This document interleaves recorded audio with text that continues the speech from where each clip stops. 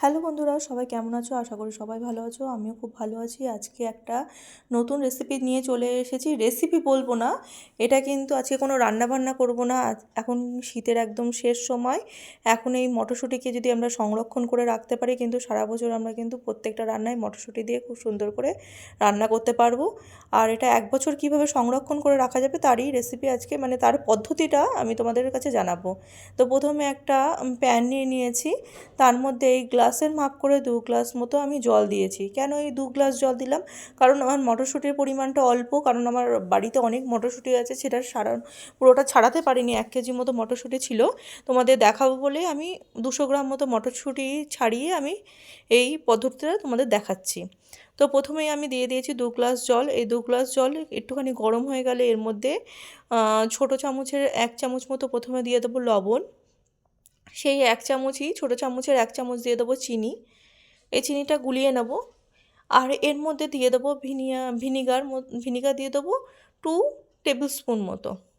ভিনিগারের মধ্যে আমি দিয়ে দেবো, দিয়ে জলটা ফোটার আমরা কিন্তু অপেক্ষা করব। জলটা সুন্দর করে যখন টকবক করে ফুটবে, তখনই কিন্তু আমরা ছাড়িয়ে রাখা মটরশুঁটি কিন্তু এর মধ্যে অ্যাড করব।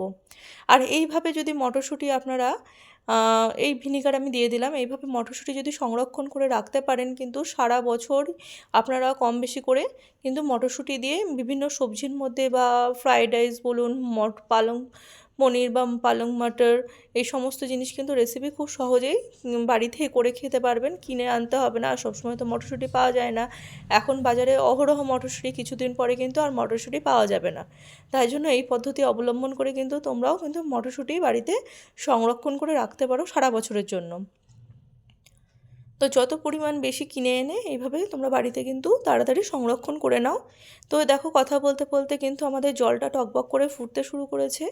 এই পর্যায়ে আমরা কি করব, দেখছি একদম টকবক করে ফুটছে। এই পর্যায়ে আমরা কিন্তু মটরশুঁটিগুলো আমরা এর মধ্যে দিয়ে দেবো। মটরশুঁটি দেওয়ার পর এই ফ্লেমটা কিন্তু আমি লো করব না। এটা কিন্তু মোটামুটি আমি কিন্তু 2 থেকে 4 মিনিট টকবকে গরম জলের মধ্যে এই মটরশুঁটিগুলোকে ফুটিয়ে নেব।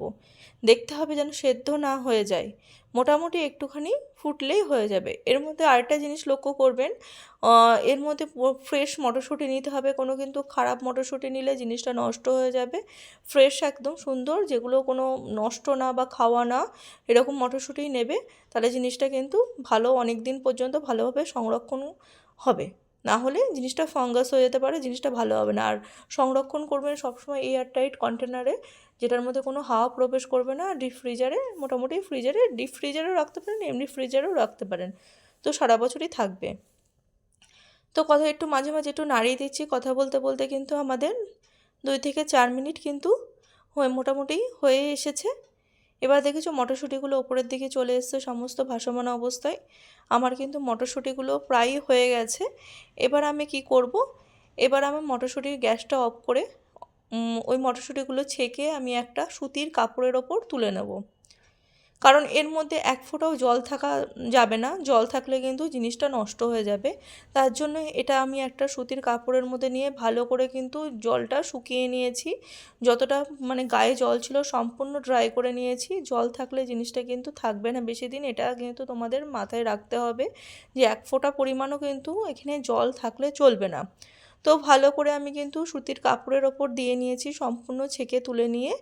এরপরে আমরা কি করব, একটু ভালো করে নাড়িয়ে চাড়িয়ে নেব, কারণ জলটা অনেকটা অ্যাবজর্ব করে গেছে সুতির কাপড়ের ওপর। তারপরে আমি খানিকটা একটু রোদে রেখেছি। দেখো এরকম সুন্দর কিন্তু আমার হয়ে গেছে, অনেকটাই শুকিয়ে গেছে। আমি 15 মিনিট মতো রোদে রেখেছিলাম। রোদে রাখাতে কিন্তু জলটা সমস্তই শুকিয়ে গেছে। এবার একটা টাইট কন্টেনারের মধ্যে আমি কিন্তু জিনিসটা তুলে নিয়েছি। আমি দেখিয়ে দিচ্ছি, এরমভাবে আমি সুতির কাপড়ের ওপর কিন্তু ছড়িয়ে দিয়েছিলাম। সুতির কাপড়টা বাকি জলটা অ্যাবজর্ব করে নিয়েছে এবং আমাদের মটরশুঁটি কিন্তু একদম রেডি এক বছরের জন্য শীত ঘুম দেওয়ার জন্য, মানে গরম ঘুম দেওয়ার জন্য একদম রেডি। এইভাবে কিন্তু তোমরা বাড়িতে এখন মটরশুঁটিগুলো সংরক্ষণ করে রাখতে পারো সারা বছরের জন্য। যদি রেসিপিটি ভালো লাগে অবশ্যই লাইক শেয়ার কমেন্ট করতে একদমই ভুলো না। আমার চ্যানেলটিকে অবশ্যই সাবস্ক্রাইব করে দিও যদি ভালো লাগে।